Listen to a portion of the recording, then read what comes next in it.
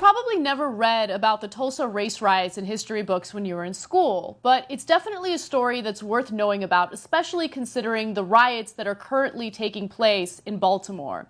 The Tulsa race riots occurred in 1921, and it was basically a war by the KKK against a very successful and prosperous black community referred to as Black Wall Street. According to reports, the best description of Black Wall Street, or Little Africa as it was also known, would be to compare it to a mini Beverly Hills. It was the golden door of the black community during the early 1900s, and it proved that African Americans could create a successful infrastructure. Black America's most prosperous community, Black Wall Street in Tulsa, Oklahoma, went up in flames June 1st, 1921 in a KKK-led Tulsa race riot.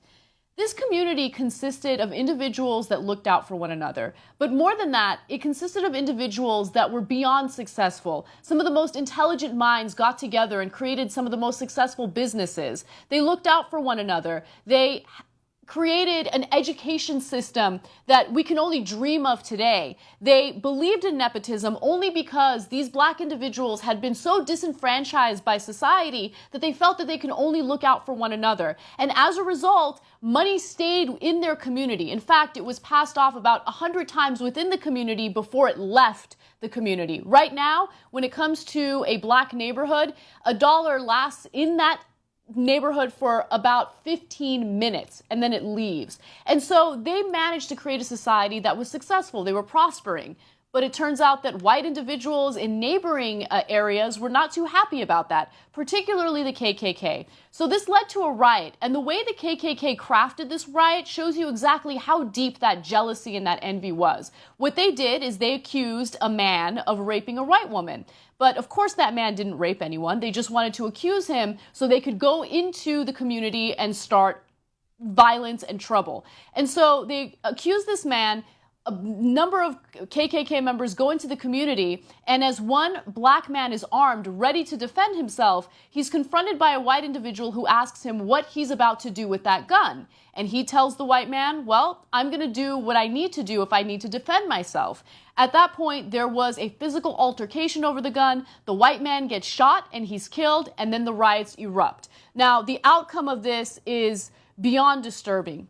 The night's carnage left 3,000 African Americans dead and over 600 successful businesses lost.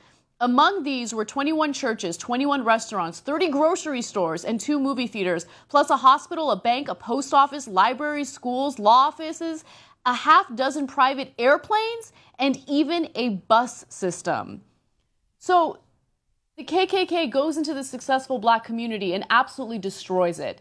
And so when we talk about violence in the United States and when we talk about things like white privilege or institutional racism, this is why it's incredibly important to take these issues seriously. Because when you look at the black community and you wonder why it is that they're angry, why it is that they're rioting, why it is that they're fighting back against things like police brutality and institutional racism, you have to look at the historical context of this country. You have to consider the fact that there was no restitution in this case. These people, 3,000 people, lost their lives. Their businesses were lost. What they had built was completely demolished. And you fast forward to today and you look at statistics and you realize, yeah, maybe things aren't quite as violent as the Tulsa race riots, but you have to consider the fact that African Americans are 4 times more likely to get arrested for marijuana. In fact, if you have a black-sounding name, you are 50% less likely to get hired for a job. When you look at our private prisons, or if you look at the school-to-prison pipeline, African Americans and Latinos are much more likely to be victims of that.